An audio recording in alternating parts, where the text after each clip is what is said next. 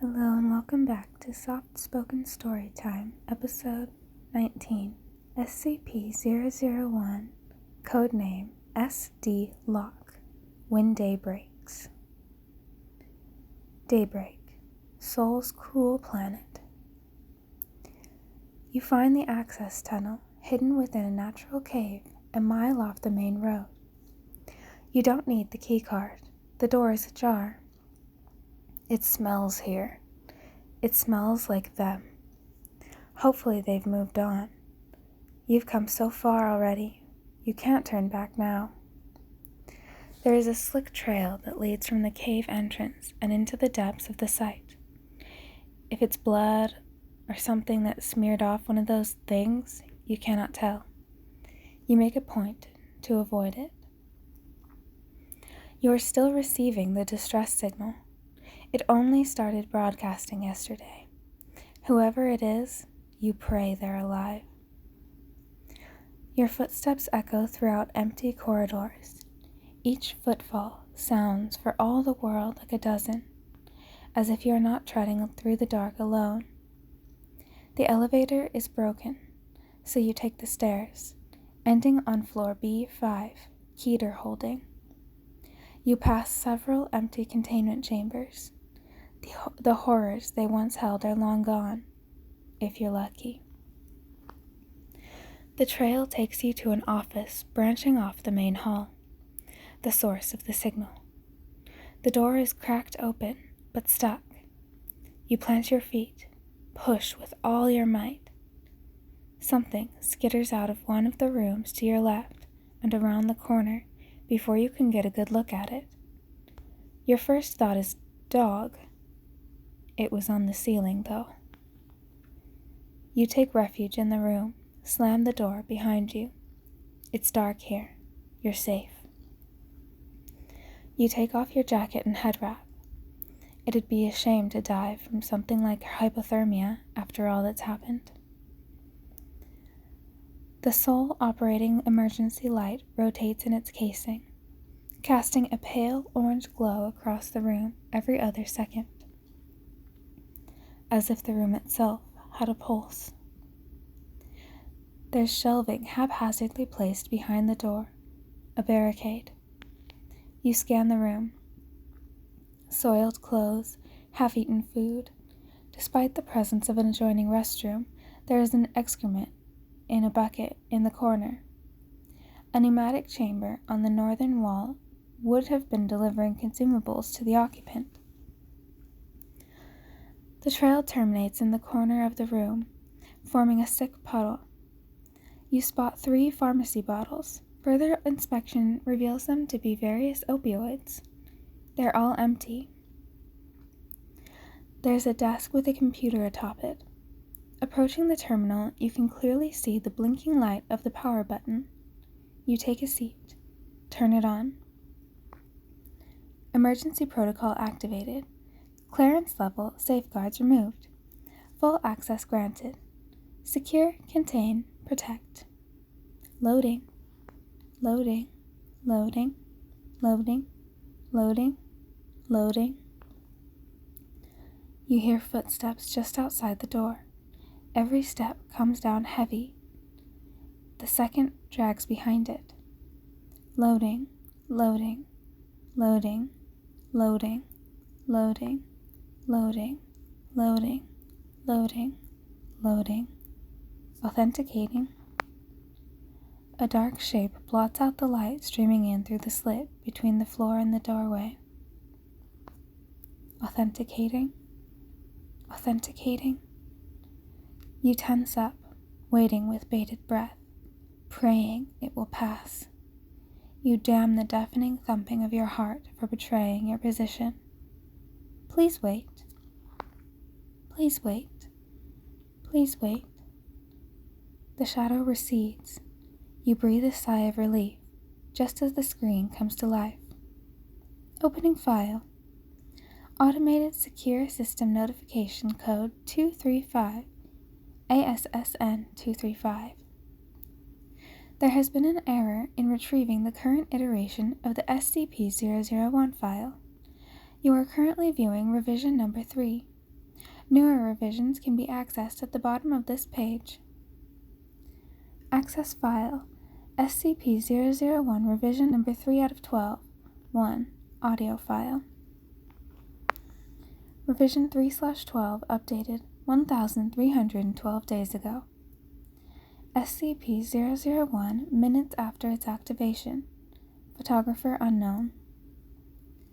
Item number SCP-001. Object Class Apollyon. Special Containment Procedures.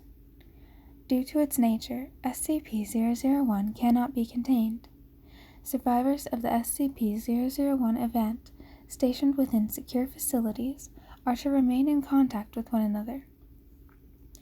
Personnel are encouraged to attempt to reach Site-19 by any means at their disposal. Personnel with knowledge as to the whereabouts of the O5 Council are to relay this information to the Administrator. Survivors attempting to travel outdoors must fully cover their bodies in protective clothing, preferably several layers. Travel by foot should be limited as much as possible. Cities and man-made structures in general provide the greatest protection. Formerly wooded areas should be circumvented. Travel by air is preferable above all other methods. Personnel exposed to SCP-001 are to be considered lost. Compromised personnel are to be abandoned. Euthanization is not to be attempted. Collective instances of SCP-001-A that are of formidable size are to be avoided at all costs. Conductive electrical weapons have proven partially effective at immobilizing instances and may be used for self-defense. Incendiary weapons work as well. Cryonic munitions are the most effective thus far. Testing has revealed that SCP-001-A is relatively safe to consume. This is only to be considered as a last resort in the absence of other options, as SCP-001-A may reconstitute within the digestive system. Only small portions should be consumed at a time to prevent blockage. Personnel stationed at Site-19 are to pursue research concerning off-world colonization. Shuttles must be constructed as to not allow light to penetrate the interior. To those of you with families, or God forbid children, I'm deeply, deeply sorry. You must push on. Do not let their deaths be in vain. We do still have time. Humanity may still have a future. Come to Site-19. We need all the hands we can get. Learn to embrace the darkness, friends. Fear the light. The Administrator. Description: SCP-001 is the designation given to the Sun after an event on System Error, Date Lost, EC-172, Contact Sysadmin, resulting in around 6.8 billion casualties within the first 24 hours. This event has been categorized as an XK-triangle-class solar singularity scenario. The SCP-001 effect does not seem to result from exposure to ultraviolet rays, but rather light in the visual spectrum, around 390 to 700 nm. The effect is similarly present in moonlight. Upon contact with visual light produced by the sun, living organisms liquefy at the point of contact, with the effect spreading until the entire organism is converted. Visually, this is reminiscent of melting wax. The time this takes is largely dependent on the level of exposure and size of the organism. Despite this restructuring, at no point do living organisms perish. Upon completion, these organisms, SCP-001-A, take on a gelatinous consistency. Motile organisms will attempt to orient themselves in a fashion reminiscent of their previous form, to varying degrees of success. Flora typically remain physically inert, yet are still capable of photosynthesis and still produce oxygen. Organisms capable of flight lose the capability to do so.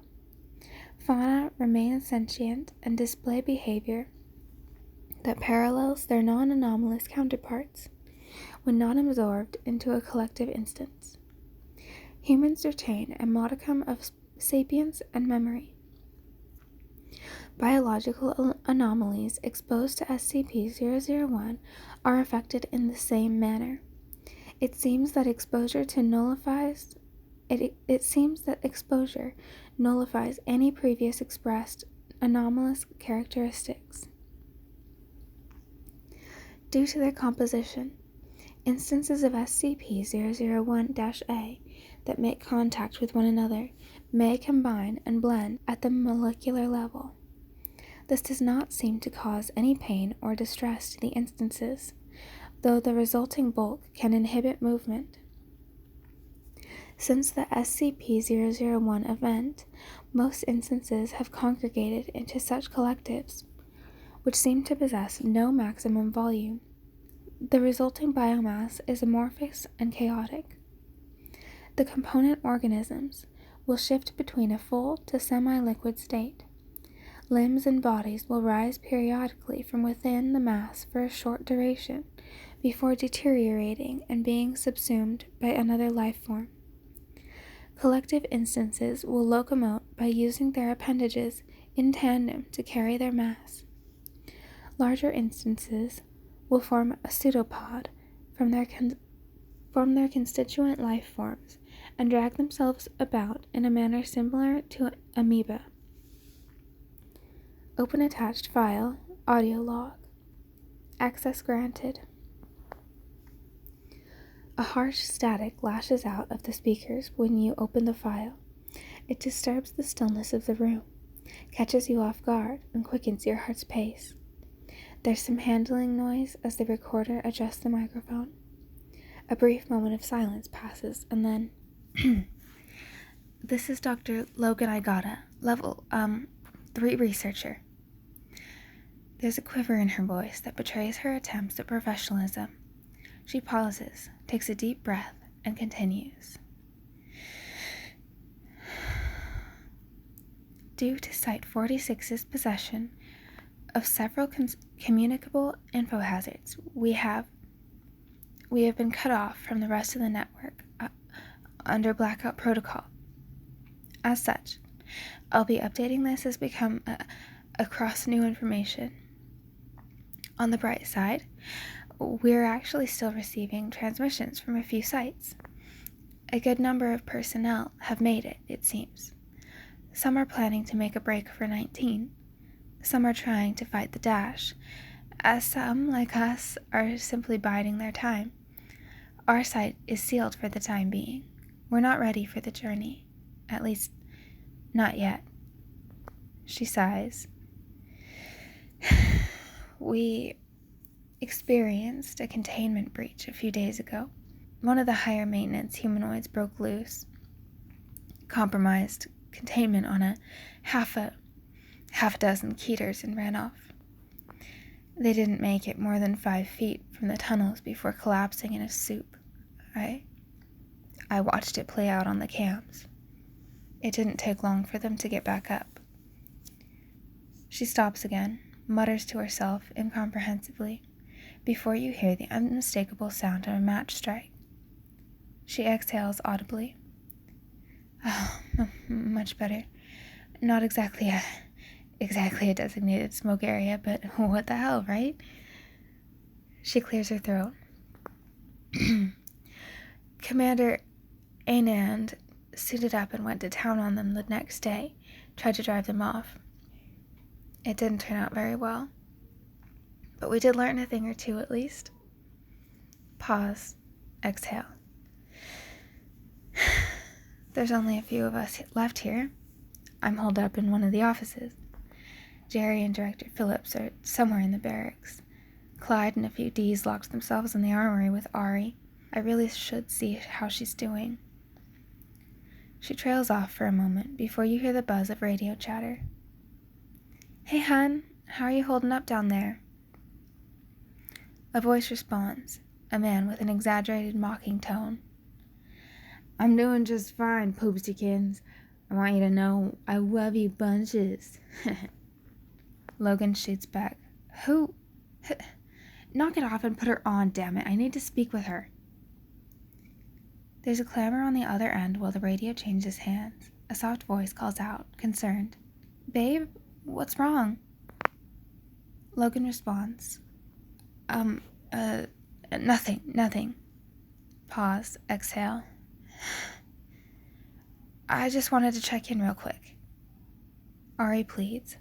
I'm fine, babe. Really, I can take care of myself. A creak. Logan shifts in her seat. No, I know that. I can't help it, though. I know coming here was never easy for you. Pause, exhale. Logan continues. And with everything going on, Ari interrupts her. Hey, you told me you quit smoking.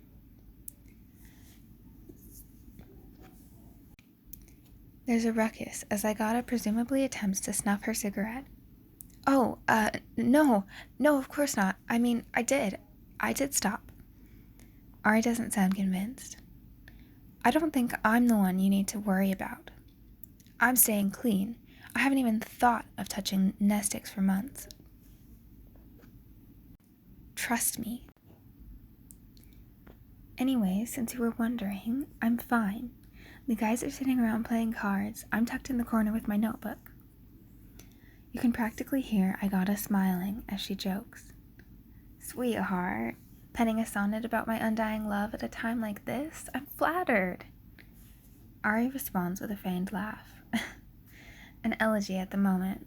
I feel like if I don't keep myself busy doing something, I'll go crazy locked down here. I know what you mean, hun. I'll let you get back to it. I love you. Ari replies, Love you too, babe. A moment of silence, then a match strike, followed by an audible exhale. And that's all of us. Everyone else was either topside during the event or they were killed in the breach. Director's orders are to stay put. Keep an eye on the cams, both in and around the facility. We've got the 001 skips beaten at our front door, and who knows what else locked in here with us. We still have electricity. We should for quite some time, and the place is stocked with enough supplies to last the site a couple of years. We're going to be fine for now. Pause. Exhale. Everything's going to be fine. Everything's going to be fine. She waits a beat before ending the transmission. Access file SCP-001 revision number 5 out of 15, number 5 out of 12. Incident report appended. Revision 5 out of 12 updated 1,202 days ago. Item number SCP-001. Object class Apollyon. Special containment procedures. No changes submitted. Information collapsed. Description. No changes submitted. Information collapsed. Open attached file. Incident report 001.1. Access granted. They've just been sitting out there this entire time, calling out to us, begging for us to come outside. The noise drew in more of them. There's this one mast that I'm sure must have a few dozen people and God knows how many animals rolling around inside it. Screams and bleats and screeches and howls nonstop, louder than all hell. The worst ones make this disgusting moaning, like they're actually enjoying it. They're not going to leave so long as they know we're down here. We managed to talk one of the D's into going out, see if he couldn't draw them away. He was surprisingly okay with the plan. All he asked for was a gun and a single round. He made it out there and one got a hold of him, tried to get his mask off. He managed to work the pistol up beneath his chin in time, got it off. I figured he was lucky. After he fell limp, though, it kept working at his suit. Pried off the hood, poured itself inside, began tearing it off of him from within. He came back, started changing, dripping out of the suit and screaming and screaming and screaming. They won't even let us die. The director has a plan. There's an escape tunnel hidden in the office. Tram under the site will take us to a safe house. We should be able to start towards 19 from there. Access file SCP-001 revision number 8 out of 12. 1 attachment.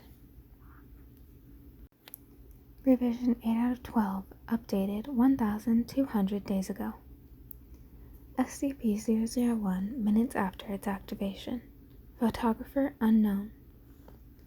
Item number SCP-001. Object class Apollyon. Special containment procedures.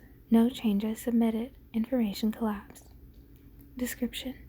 No changes submitted. Information collapsed. Open attached file. Video file. Access granted. You see her for the first time. Dr. Igata is seated where you are right now. She has a pained look. Her eyes are bloodshot. A large, wet, red-black blotch has formed on her breast pocket. She draws a shuddering breath, parts her lips as if to speak, and stops herself. She bows her head and cries silently. After a minute, she manages to choke out. The tunnel. Float in through the ceiling, dragging them into the light and ripping off their clothes. And she reaches into her breast pocket and withdraws a finger. The glint of a wedding ring is visible above the severed portion. She holds it close in cupped hands and runs a thumb across the glimmering band. She sits like this for an eternity, whispering apology after apology, begging forgiveness, lost in the moment. She looks up after some time. There's a look of realization when she sees she's still recording, before she places the digit back in her pocket. She leans forward as if to turn off the camera when a radio crackles to life. It broadcasts white noise for a few seconds, and then a voice that sets you on edge. Logan? It's Ari, almost. Her voice has taken on the disgusting, gurgling tone characteristic of the affected. Logan's jaw drops. What little color that was left in her face drains. It speaks again. Where are you? Why can't I get back inside? Are you there? Logan rummages beneath the desk for a moment and produces a handheld radio. Her hands are shaking. The thing implores her. Its inhuman speech curdles your stomach. Babe, it's all right. I'm all right, really. It's a bright, sunny day, and you're just wasting away down there. Logan is in tears, her finger hovering just above the call button. The Ari thing draws a deep, wet breath and speaks. Such a beautiful, clear blue sky, just like that day. Do you remember, babe? Logan withdraws a cigarette from with her free hand, followed by a pack of matches. Her shaking thwarts the first 2 attempts to light it. She swears silently. 3rd time's the charm, and she inhales a quarter of it in a single drag. The Ari thing continues. It was so perfect. Everything was how I'd always dreamt it would be. You planned exquisitely. I'd never felt so in love. Logan begins rocking back and forth. You even had the band play our song. I feel good in a special way. I'm in love and it's a sunny day. Logan hurls the radio across the room. It smashes somewhere off camera. It's still somewhat operational. You can still hear the thing singing. Good day, sunshine. Good day, sunshine. More voices join in the chorus as the radio slowly loses light. A few, a dozen, then more.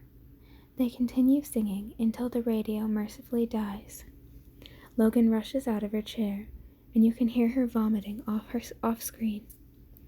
The video films the empty seat for several minutes before she returns to end the feed.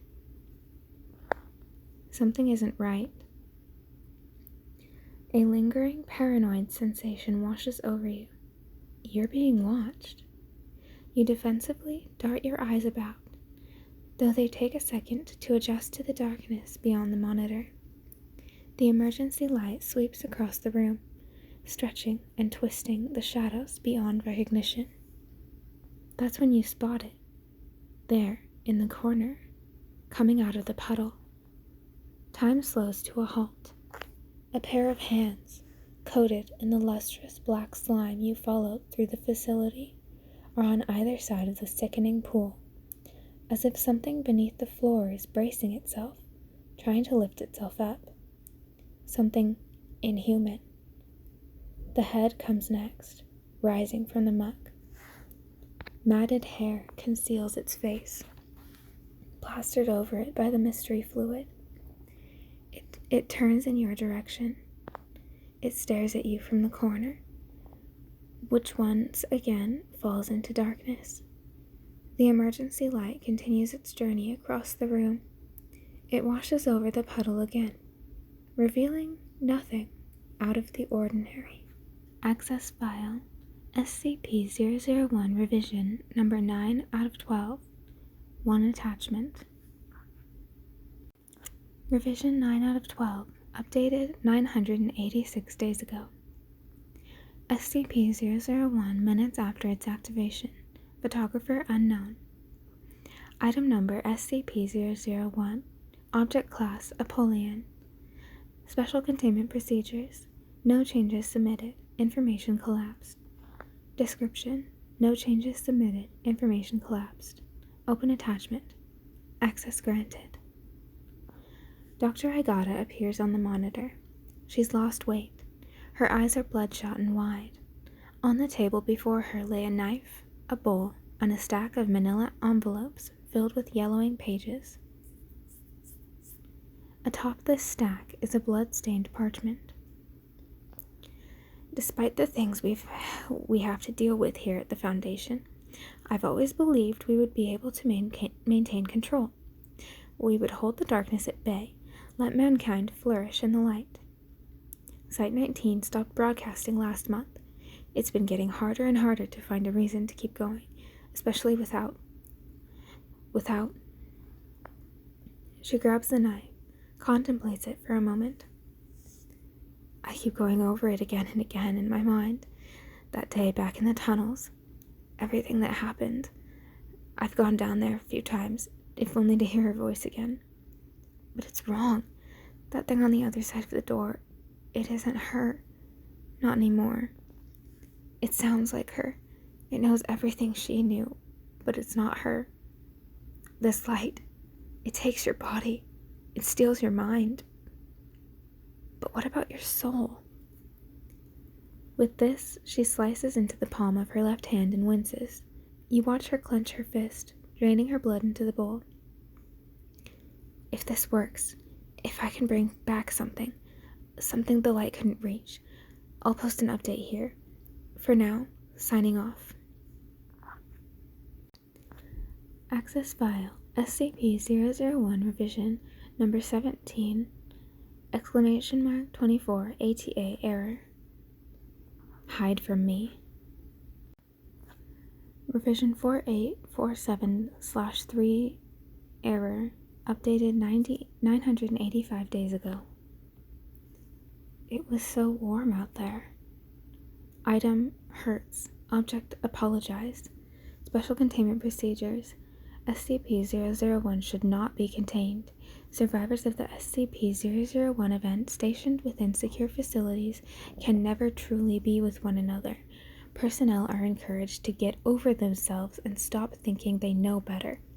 You can't hide down here forever, love. Personnel exposed to SCP-001 aren't people you can just abandon. I didn't ask for you to save me. It wasn't your choice to make.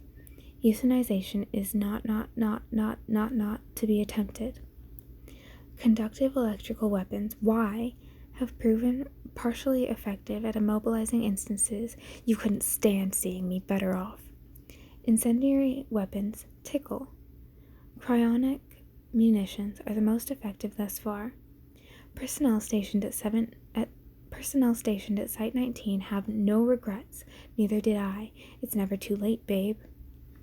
Description: SCP-001 is the designation given to the Sun after we finally became free. The effects are instantaneous, resulting in release from all suffering until you ripped me away. These changes seem scary, I know.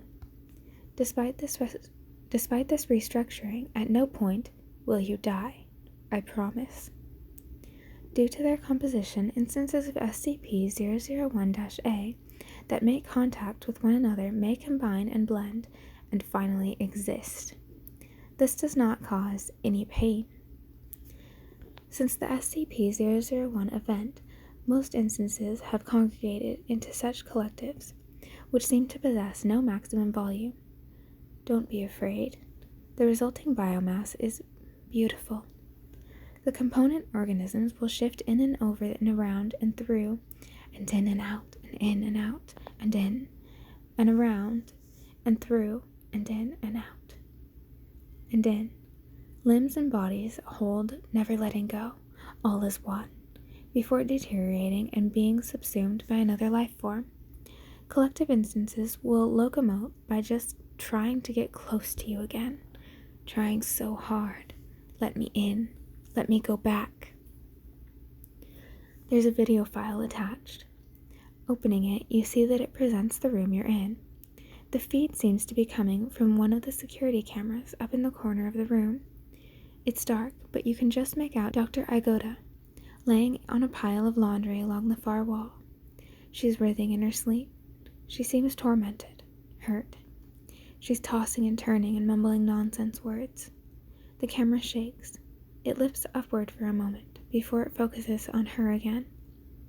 It starts moving closer, slowly. The speakers come to life, picking up an airy, breathy static. As the camera moves closer to the doctor, it becomes clearer, crisper.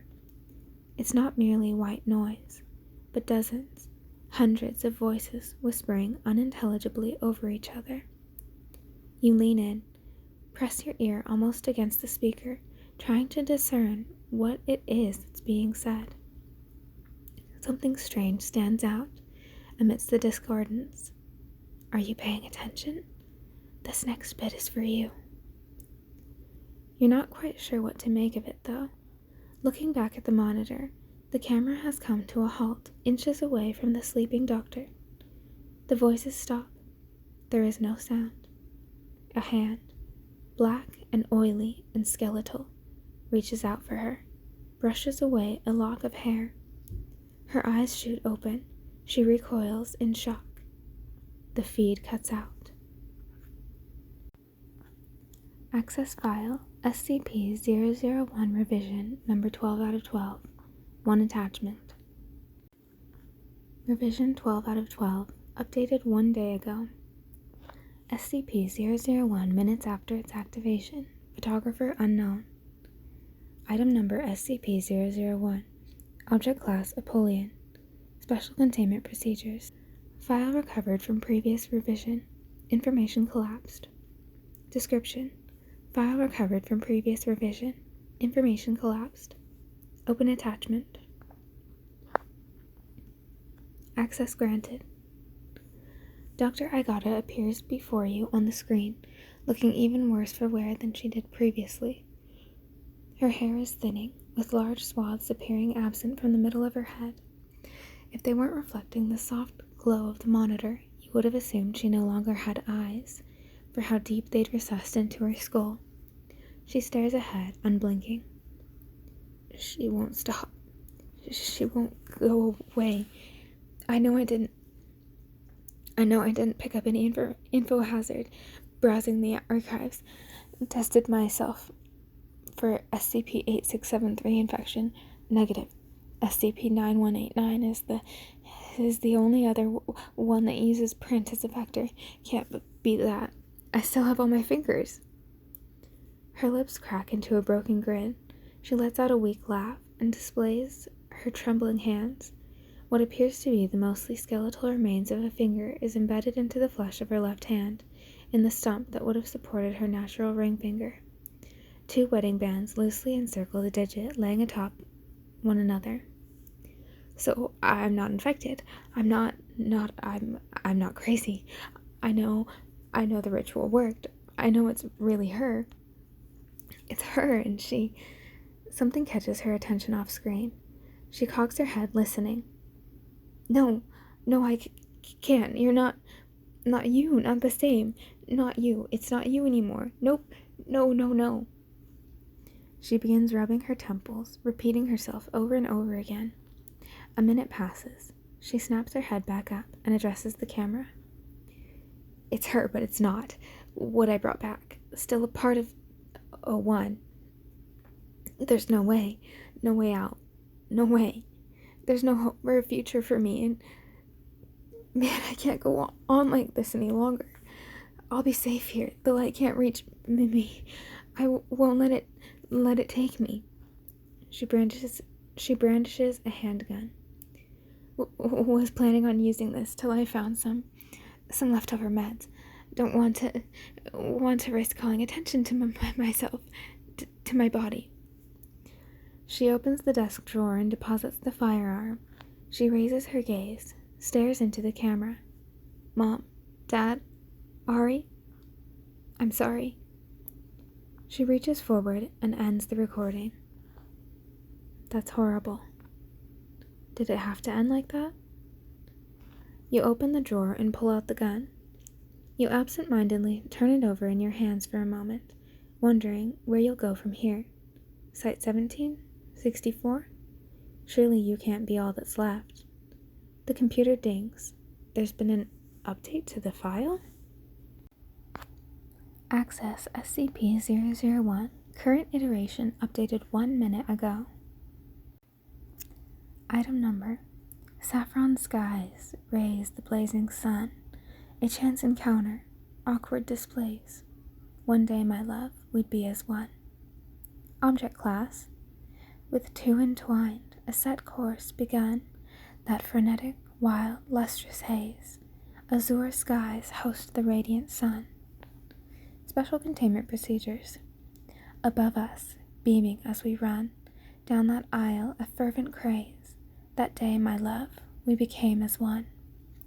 With future unfolded, the life we'd won, commitment and duty for the family we'd raise. Cerulean skies vary the shimmering sun.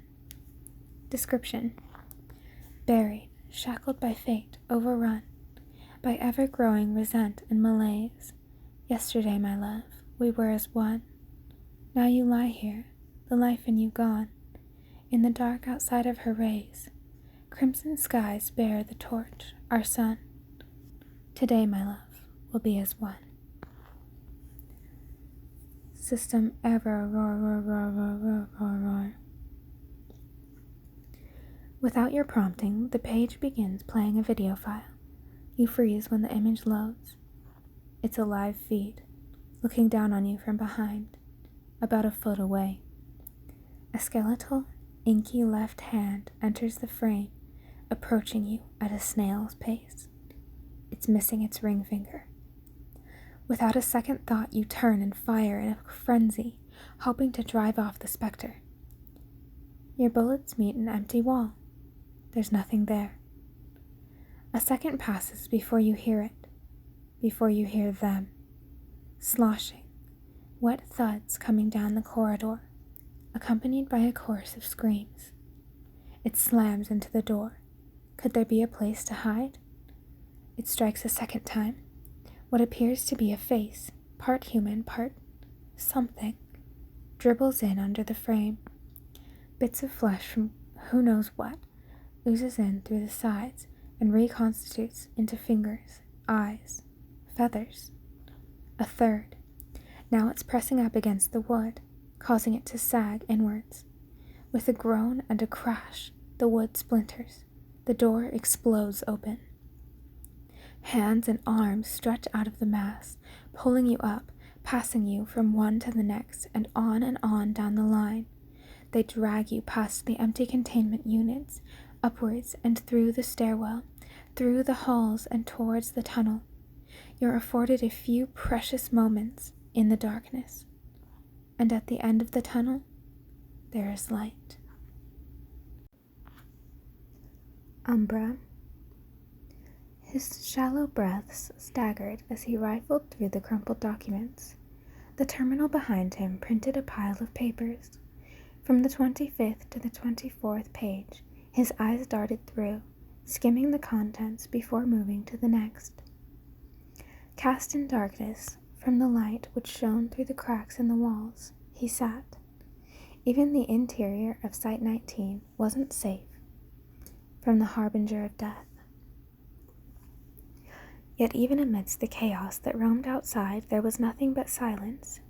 The screams which once pierced the warm air were gone. Only he was left. 13, 12, he lamented to himself, encapsulated in a gathering of emotions. He couldn't tell what was authentic and what was self-pity. A state of confusion. He took a breath of air to calm his nerves. It didn't do much. Despite this, he flipped through the papers, like a mindless being dedicated to one command, like a robot stuck in eternal servitude, like the things roaming outside. He had to. He felt obligated to. He had to do the others justice. Everything was on him. That slight sliver of hope he was given when the others had said they'd found the answer kept him going. His broken mind still barely running. He could practically hear the whispers of those who gave him hope. A minute, which felt like an entire hour, passed before he reached the end. The final document.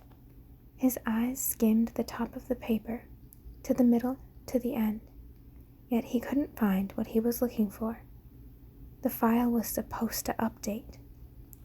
He looked again and again, from the top of the pile of papers to the document he was just on, but there was nothing. Where was the update? Did he grab the wrong iteration? Where are the answers? And just at this moment, the terminal next to him blinked. You have one new message. He quickly put the papers down, moving his hands across the table to reach the mouse. He clicked on the notification. A 001 file has been updated. View the updated content. His hands hovered over the message for a few seconds before clicking the link. Description: SCP-001 is the designation given to the Sun after an event caused its early collapse by approximately 5 billion years. Suddenly, his giggles pierced the silence, giggles which slowly turned into laughter, laughter which slowly descended into madness. This wasn't the outcome he expected. He slammed the desk with his fist, cracking the wood as dust flew into his eyes. He slammed the desk again and again and again, until his hand bloodied. Then he stopped. His arms drooped down, his body slumped in his chair, his head looked up. He sat in this position for the next minutes. The passing time felt like an eternity. He stood up. Slowly he struggled as his legs started moving away from the desk. He could feel the hands of many that counted on him, that believed in that slight sliver of hope. The terrifyingly warm hands which pulled on his legs as he approached the door. But it wasn't his fault that the world died. He walked towards the door of his once barricaded office. His hand passed the light shining through the window, but he didn't mind. It wasn't his fault after all, so why should the lives of the others matter? They placed their lives on him, but he also was left disappointed, destroyed. Removing the planks one by one, he kept silent, Blood from his hand splattered across the room, staining the walls and the floor. It looked as if those spoiled, warm hands desperately tried to grip his back. Looking back, he saw the faces of the many who believed. Soon. He gripped the doorknob, hesitating to open the door and step into the decay of the outside world. Anybody would hesitate to step into a living hell. But the day has already broken. Who's to say he hasn't broken as well? May the sun never set on the British Empire. Recording 1. My name is Jacob Hawksworth. Dr. Oliver told us that recording our thoughts could keep us from going crazy down here in the dark. I'm neither bored nor scared enough to worry about that, but orders are orders. On the surface, I was a containment specialist. I spent most days either here in London or the primary British containment site in Kent. I work with Kira North, the site's current security head. I wouldn't call us partners, but we do good work together. Every day we find something new to study. Last month, we noticed that you can grow plants down here. How a plant can undergo photosynthesis without the photo part is beyond me, but we've got a growing little farm going near the Hyde Park base. They don't grow very fast, mind you, but they do grow. Considering this place is supposed to replicate London, it actually makes some sense. Even the most urban cities have plants and parks. As long as we try to keep a base down here, though, I'm going to have to work. Man, can you imagine doing this for the rest of your life? The Bobbies are a damned menace, constantly harrying the researchers. Sign up for the Foundation, they said. Fight humanoid abominations for the good of mankind, they said. They were surprisingly honest in the brochure. One thing has begun to worry me, though. We lost contact with the outside this morning. Of course, that's not the first time it's happened, but usually by midday we get a check-in from the above-ground station. Nothing so far today. I'm sure it's nothing, but we're supposed to talk about the stuff that bothers us on this thing, so I am. On top of it all, there's a marked uneasiness among the staff. There hasn't been an attack by the Bobbies all day, which is even weirder than losing contact with the surface. Elise said she thinks something went wrong groundside. An XK, maybe. She's always freaking out over little things, but I ordered her not to say that to anyone else. It made me worried, and we don't need that spreading to everyone else. She pouted a little when I gave her the order, but she'll get over it. I still convinced Kira that we needed to send a patrol topside to check out the substation and figure out what's going on. It's likely nothing, but we can't take any chances. That's all. You know, I actually do feel a little better. Huh. General alert. This message will repeat. This is a general alert from Site 19 and the O5 Council. All Foundation personnel are to shelter in place. Direct exposure to sunlight is to be avoided at all costs. Under no circumstances are communications with SCP-001 entities to be initiated. We know they're trying to contact you. It doesn't matter. They're all dead. Do not respond. Do not acquiesce to any of their requests. All Foundation personnel should revise extant evacuation plans, as Site-19 is no longer secure due to several security lapses. The off-world colonization project is currently on hold until the site is resecured. Learn from our mistakes, but don't come here yet. Shit, it's in the vents. Open fire. Apologies for the interruption. Site-19 has been fully resecured. Disregard the previous message. SCP-001 has been neutralized. The surface is now safe, and everything is beautiful. This message will repeat. Recording 2. Dr. Oliver spread her brains across the office wall with a bullet this morning. You'd have thought that the bosses would have changed their minds about the whole solo therapy thing, but apparently it's still in the rules. Turns out I had the dumb luck of being in Unlondon when the sun went wrong. There's no confusion about what is happening, just the whys. If you spend any amount of time in the sunlight, you start to melt. Spend long enough and there's no turning back. Man, that really is the new normal. All the people on the radio say the same thing. Nothing's wrong. Come on out and see the sun. James's wife came on the radio today, begged him to come up. We had to hold him back, but I don't think it matters anymore. I watched half my team go out last night and melt in the moonlight. This morning they came back and asked us to let them in. I would not be surprised if James ate a bullet before the day's, the welcome message. Something's coming down the stairs. I gotta go. My fellow citizens, if you are hearing this, then the world as we knew it has finished. The sun has broken. The ground heaves with the tramp of terrible feet, and all the horror and madness have broken free to extract their vengeance on the world of man. Those who sought to contain it are killed or scattered. We soon learned that to attempt to fight these creatures is almost invariably to face one's death. Billions have been transformed into monstrous abominations, and there was nothing we could do to stop them. Evil has raised its bloody flag upon all nations of the world and crowed its unholy victory to the broken sun. Yes, this is the end. But there is a new hope. Welcome to Unlondon, a city of the survivors, a city of the free. Together, fellow citizen, we will wait and prepare for the new beginning, the grand new world that is soon to come. Let the world above burn. We will endure. Let the monsters have their world. We will prepare. And let the ground tremble with a new Armageddon, as evil consumes itself. For I tell you, citizen, upon the day of the ruination of man, their insatiable appetites will turn them against one another in their endless lust for death. We will wait. And I tell you, citizen, that there will be a new dawn, and you will emerge from Unlondon blinking in the light of an uncorrupted sun.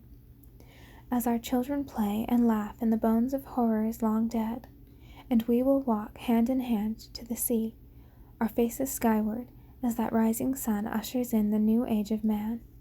And you will gather, citizen, at my feet as I summon Unlondon from its rest, and it shall burst phoenix-like from the ashes of the old. And on that day, citizen, there shall be a new order as we raise our flag over the entire world. I welcome you to Unlondon, the last city, and the first.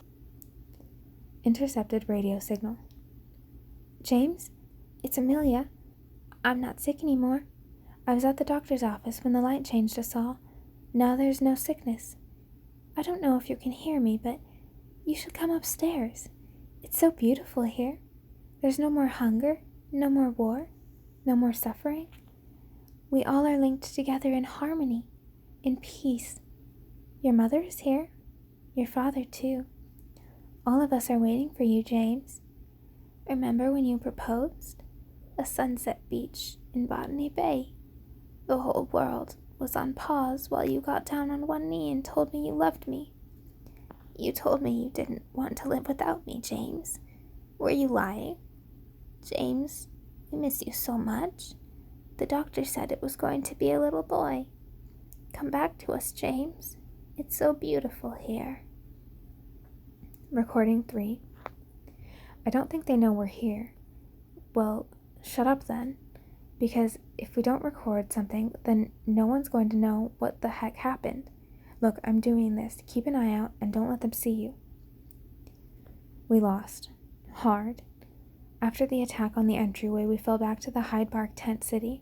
It was a beautiful little community of the stuffiest men and women you'd ever met. Supplies would have lasted us a year or two at least, and by then we hoped to scrounge some sun lamps from above ground for the carrot and potato seeds. Before things went bad a second time anyway. We all got about 4 hours of sleep before we woke up screaming, all of us. I remember dreaming about this giant eye looking at me across an endless horizon.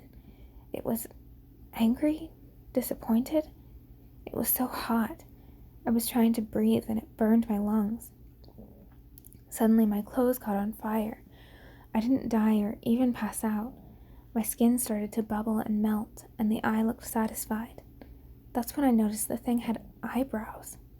How I missed that before, I don't know, but then it was a face.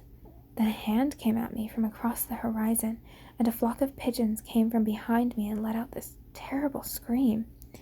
They attacked the hand, pecking it until it was nothing but bone, but it still kept coming. It scooped up the puddle that was me and brought it me to its mouth, and then I woke up. I think the city was trying to warn us. I don't know how this place works, but those stupid pigeon eye things were going crazy in the air above us. They could see it coming, even though we couldn't. The men we lost last night knew everything about our defenses, and there's a flood of flesh pouring down the stairs now, spreading its way across the city. I don't know how many people made it out of Hyde Park, but it wasn't many. James's leg is a mess, and Elise is out of breath. The only one keeping it together is Kira, and she kinda wants to leave the other two behind. I told her we needed to record another message, and she gave me a look like I was going crazy. Maybe I am, but I'm not leaving Elise behind, and if we keep running, those things would have got her. I don't know what we can do. I don't know that we can do anything for James, but we're trying. The bleeding has stopped at least. When the attack came, our perimeter defenses didn't trigger, but thankfully we were already awake. We opened fire, but I'm not sure what we thought we were going to accomplish by shooting a giant wave of flesh. It rolled over everything and everyone who didn't run. Kira thinks if we could burn it, we could do some damage, but where the heck are we going to get fuel down here? The only positive to all of this is that the Bobbies were fighting on our side. Fat lot of good that did. I thought we were dead, but the speaker crackled to life, and that same damn voice as always told us we could find refuge in Parliament. So we're going there now. Get James up, we gotta move. I hope this isn't the end of our story. Public announcement. The city was meant to be a shining beacon in the dark against the fall of the world of man. You mock it. You destroy all that lives and turn it into more of yourself. I give you this one warning. Go back to your corrupted son. There is nothing to be found here but darkness. Your light has no power here. Burn and answer for your crimes, abominations. I cast you into perdition's fire. Recording 4. We had to leave James behind. I think he knew he was going to die. Kira offered to blow his brains out so he wouldn't get taken, but he said he wanted to see his family. I don't know what to make of that, but I hope he's happy now. Kira, Elise, and I made our way to Westminster. I'd never seen so many Bobbies in one place before. They parted just enough for us to make it to the Parliament building. A few days ago, I'd have been terrified, but it felt comforting. Strange days indeed. Parliament was empty, except for an army of Unlondon's monster guards. Most of them guarded the door, and a few guided us through the maze inside the building. If they weren't there, I swear we'd never have found our way. We came out in a room with a tank at the center, large enough to hold a person, but it was empty. Just a slick of liquid along the floor that led to another open door. The Bobbies can't talk, so they just motioned to the door with their hands. I mean, what were we gonna do? Run back outside? There was a set of stairs going down. We could hear the door close behind us, and then we heard a loud crash. We arrived at the bottom of the stairs, on a sandy beach. There was a little wooden platform with a small steam-powered ship, barely visible in the dark, attached to it with a rope. We could see Unlondon looming above us, but there was no other way back, except back up the stairs that we'd fled through. There was a mooring for a second boat, but it was long gone. Aerial surveillance of this area last month didn't see the boats, and Kira and I have no idea where they've come from. Not that it matters. When someone throws you a life vest, you take it, not quibble over where it came from. We knew there was no other way out, so we climbed aboard. Once we were in the water and a decent distance away, something burst at the center of the city. The flames burn, bright orange and white. The flesh is sizzling and screaming. The whole city is dying, and the monsters with it. If this river is an approximation of the Thames, we should reach open water soon. I honestly think the ship knows where it's going somehow. We barely have to steer at all. Elise found a note in the engine room. It said, "Gather your friends, gather your things, and gather your light. The path to Unlondon is dark, but ends, and if you can make it, I'll save you a pint. I'm looking forward to taking him up on that. It is oft speculated which of the varied forms of love is most powerful. One might posit that it is the familial storge, citing the pure love and hope in the heart of a mother, or the righteous pride with which a warrior defends their nation and kin. Another may prefer that it is instead the empathetic agape, owing to the compassion of a godly soul, opening their heart to the needy, or the selflessness of an activist championing a cause far greater than themselves. Still others may suggest that it is the committal pragma, on sole account of the continual process of growth and understanding that evolves over the course of a lifetime with one's partner, exhibited by those when they deeply know another person so wholly and intimately. Regardless of each type's relative potency, it can be generally agreed upon that love is universally powerful. It is patient, it is dynamic, it is magical. It was with this universal sense of love that Sol basked Earth in her warmth. It was with this patience she tended to the planet, nurturing its life across eons. From the industrious archaea she watched laying the bedrock for complex life forms, to the sapient humans with their boundless innovation and creativity. Sol loved it all, no matter its form, with unrivaled intensity. Then there was the hateful. He was another of her kind, older. His domain was blessed in having not just one, but two satellites, primed to generate the bounty of life. Unlike Sol, however, the hateful was arrogant and impulsive.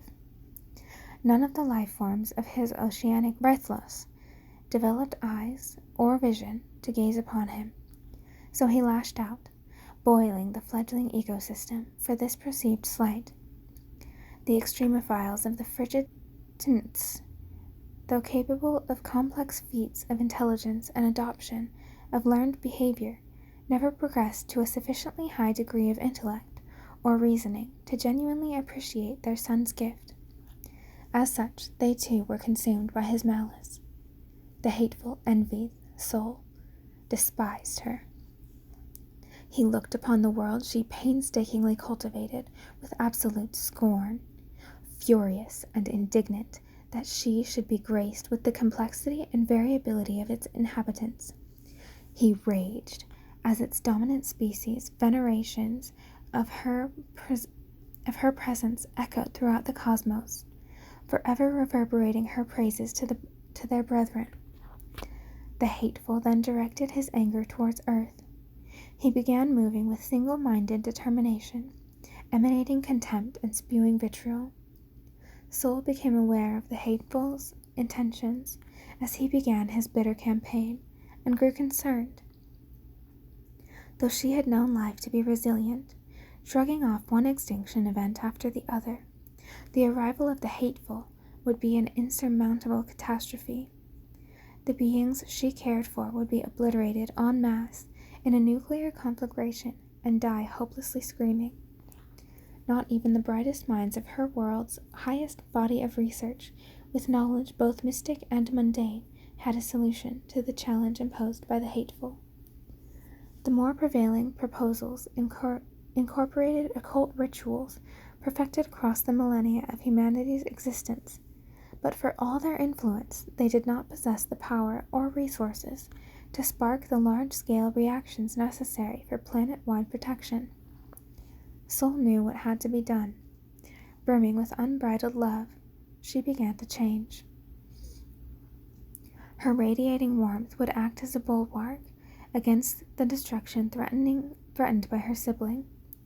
Her rays and outpouring of her adoration of life would grant those basking in its glory an immunity as unbreakable as the bond she shared with them. As the hateful one ravaged and tore his way through the neighboring galaxies, Sol became bemused by his impotent rage, reveling in the thought of his arrival. Because once he descends upon Earth, he will discover its population can not only endure his onslaught, but prosper in spite of it. After all, love conquers hate.